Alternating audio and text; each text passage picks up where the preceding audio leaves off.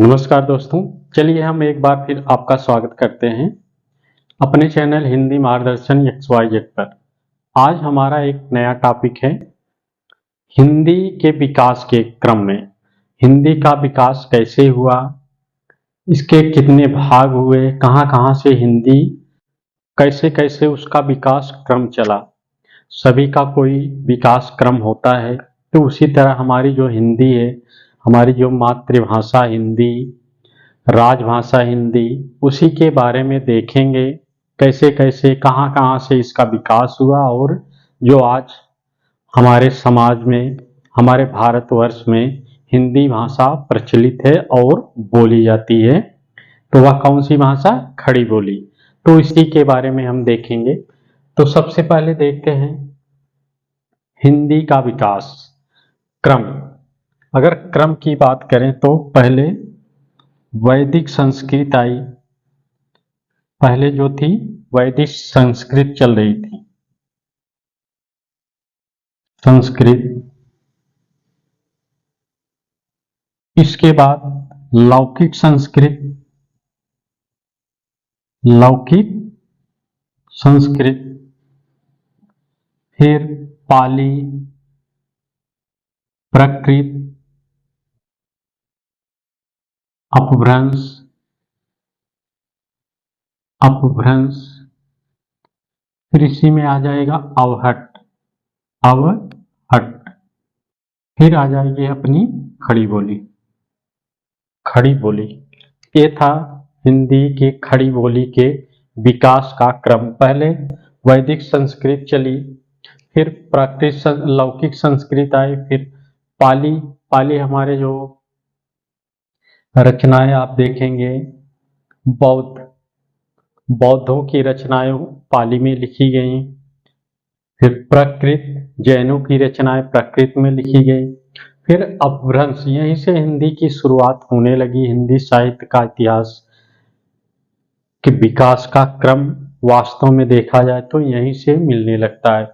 फिर जाके अवहट्ट, फिर खड़ी बोली जो आज हम लोग बोल रहे हैं। तो देखेंगे अपभ्रंश। हमने कहा साहित्य में, हिंदी साहित्य में यहाँ से लिखित रूप से रचनाएं मिलने लगी।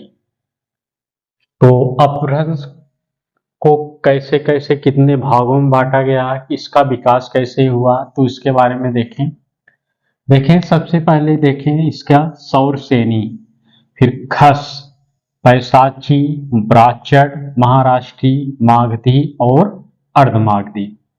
अब ये तो अपभ्रंश के भाग हो गए, लेकिन इनके भी कई भाग हैं जहाँ से ये जो हिंदी चल रही है। तो सबसे पहले देखें सौरसेनी, सबसे महत्वपूर्ण यहाँ से प्रश्न बनता है सौरसेनी से, इसको याद रखें। सौरसेनी प्रश्न क्या बनेगा?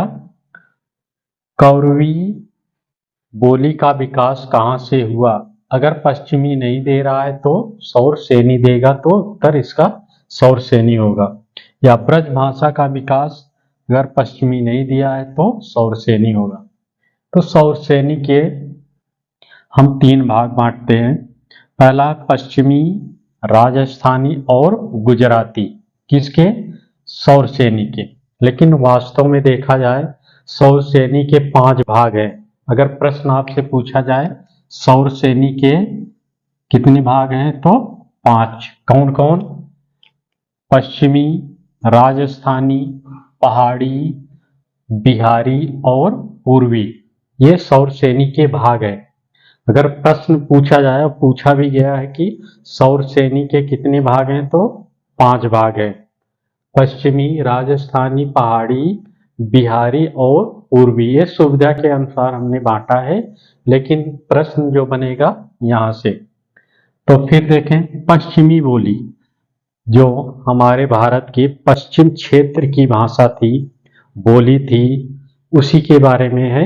क्षेत्र वाइज विभाजित किया गया है। तो पश्चिमी बोली में कौरवी सबसे इंपॉर्टेंट, कौरवी यही हमारी खड़ी बोली है, कौरवी। अब पूछा जाए खड़ी बोली का विकास किससे हुआ तो पश्चिमी बोली से। अगर पश्चिमी न दिया हो तो सौरसेनी।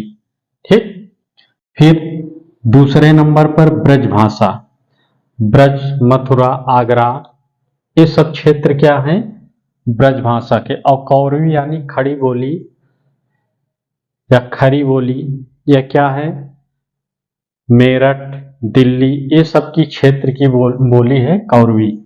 और बुंदेली, बुंदेलखंड की बोली है बुंदेली। और फिर कन्नौजी, कन्नौज की, हरियाणवी, हरियाणा की।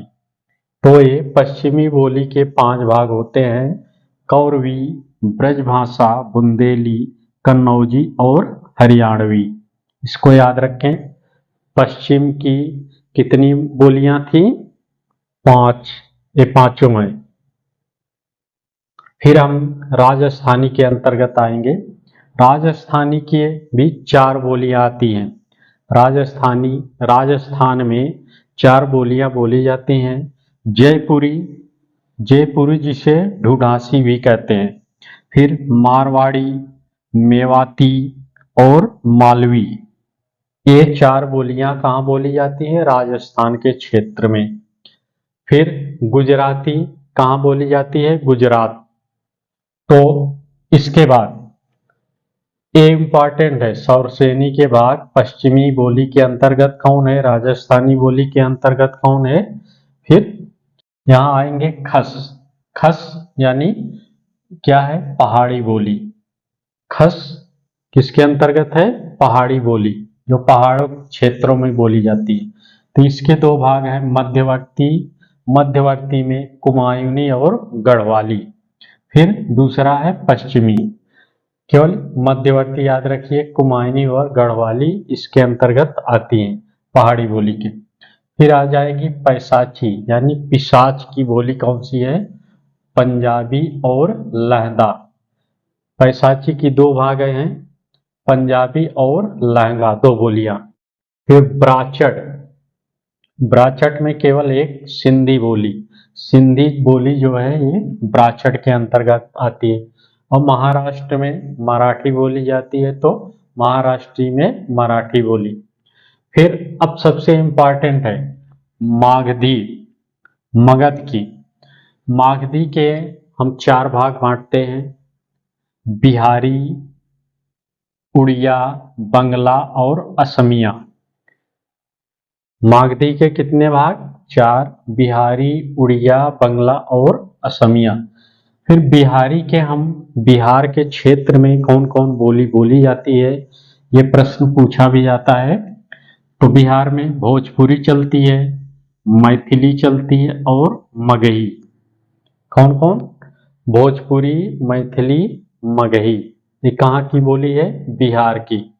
फिर उड़ीसा, उड़िया, बंगाल में बंगला, असम का असमिया, इस तरह। फिर अर्धमागधी, अर्धमागधी को हम पूर्वी भाग में लेते हैं, मागधी, अर्धमागधी।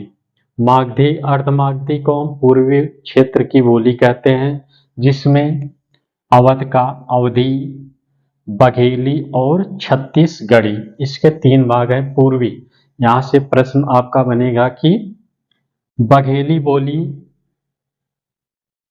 किसके अंतर्गत आती है, तो दे देगा मराठी, बिहारी, पूर्वी, तो किसके अंतर्गत, पूर्वी के अंतर्गत। पूर्वी न दिया तो अर्धमागधी के अंतर्गत ये बोली आएगी। तो ये था बोली, हमने देखा विकास क्रम, खड़ी बोली का विकास कब कैसे कैसे हुआ, पहले कौन सी बोली आई। लेकिन सीधे अर्थों में अगर देखा जाए तो हम लोग कहते हैं कि हिंदी का विकास संस्कृत से हुआ। संस्कृत को ही हिंदी की जननी माना जाता है। किसको, संस्कृत को हिंदी की जननी माना जाता है। क्यों, क्योंकि संस्कृत के जो शब्द हैं वे तत्सम रूप में होते हैं, अर्थात शुद्ध रूप में होते हैं, जो सीधे संस्कृत से सीधे हिंदी में आ गए हैं। तो ये था। आप देखेंगे इस क्षेत्र वाइज भी बोलियां हैं, कौरवी जैसे मेरठ, दिल्ली, सहारनपुर, ये सब क्षेत्र क्या है, कौरवी बोली। ब्रजभाषा, ब्रजभाषा कहाँ की है, मथुरा, आगरा, इस तरह से। तो बुंदेलखंड में इस तरह से क्षेत्र भी जिस तरह नाम है उसका, इसी तरह इसकी बोलियों के नाम भी पड़े हैं। तो ये था, यहाँ से 1 या 2 प्रश्न जरूर रहेंगे। अब तो कोई भी परीक्षा हो उसमें यहाँ से 1 या 2 प्रश्न जरूर आ जाता है, तो इसलिए कौन किसके अंतर्गत है इसको जरूर याद रखिए। तो चलिए इसी के यहाँ देखें, ये पश्चिमी है और ये पूर्वी। पूर्वी के अंतर्गत 3 है और पश्चिमी के अंतर्गत 5 बोली हैं, इसको जरूर याद रखें। तो चलिए इसी के साथ नमस्कार, जय हिंद।